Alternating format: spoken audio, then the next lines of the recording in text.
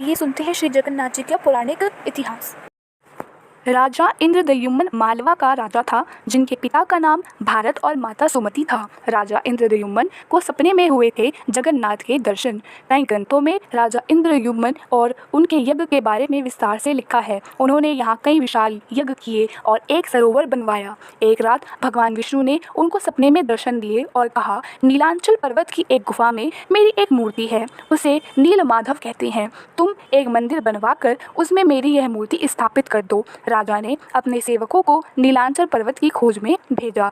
उसमें से एक था ब्राह्मण विद्यापति। विद्यापति ने सुन रखा था कि सबर कबीले के लोग नीलमाधव की पूजा करते हैं और उन्होंने अपने देवता की इस मूर्ति को नीलांचल पर्वत की गुफा में छुपा रखा है। वह यह भी जानता था कि सबर कबीले का मुखिया विश्ववसु नीलमाधव का उपासक है और उसी ने मूर्ति को गुफा में छुपा रखा है।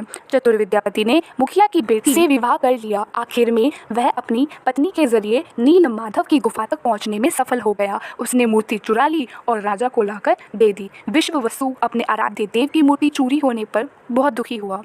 अपने भक्त के दुख से भगवान भी दुखी हो गए। भगवान गुफा में लौट गए, लेकिन साथ ही राजा इंद्रद्युम्न से वादा किया कि वो एक दिन उनके पास जरूर लौटेंगे, बशर्ते कि वो एक दिन उनके लिए विशाल मंदिर बनवा दे। राजा ने मंदिर बनवा दिया और भगवान विष्णु से मंदिर में विराजमान होने के लिए कहा। भगवान ने कहा कि तुम मेरी मूर्ति बनाने के लिए समुद्र में तैर रहा पेड़ का बड़ा टुकड़ा उठाकर लाओ, जो द्वारका से समुद्र में तैरकर पुरी आ रहा है। राजा के सेवकों ने उस पेड़ के टुकड़े को तो ढूंढ लिया, लेकिन सब लोग मिलकर भी उस पेड़ को उठा नहीं पाए। तब राजा को समझ आ गया कि नीलमाधव के अनन्य भक्त सबर कबीले के मुखिया विश्ववसु की ही सहायता लेनी पड़ेगी। सब उस वक्त हैरान रह गए जब विश्ववसु भारी भरकम लकड़ी को उठाकर मंदिर तक ले आए। अब बारी थी लकड़ी से भगवान की मूर्ति गढ़ने की।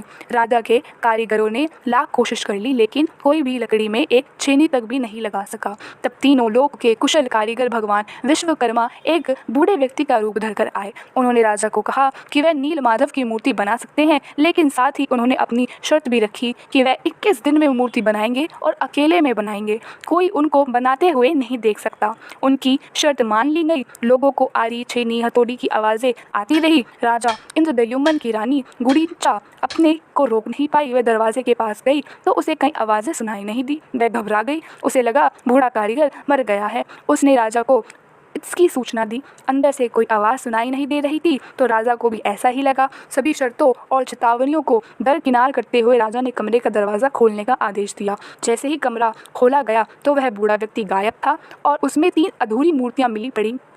भगवान नीलमाधव और उनके भाई के छोटे छोटे हाथ बने थे, लेकिन उनकी टांगे नहीं, जबकि सुभद्रा के हाथ पांव बना ही नहीं गए थे। राजा ने इसे भगवान की इच्छा मानकर इन्हीं अधूरी मूर्तियों को स्थापित कर दिया। तब से लेकर आज तक तीनों भाई बहन इसी रूप में विद्यमान है। वर्तमान में जो मंदिर है वह 7वीं सदी से बनवाया था। हालांकि इस मंदिर का निर्माण ईसा पूर्व 2 में भी हुआ था। यहाँ स्थित मंदिर 3 बार टूट चुका है। 1174 ईस्वी में उड़ीसा शासक अनंग भीमदेव ने इसका जीर्णोद्धार करवाया था। मुख्य मंदिर के आसपास लगभग 30 छोटे बड़े मंदिर स्थापित है। इस ऐतिहासिक कथा को अंत तक सुनने के लिए धन्यवाद।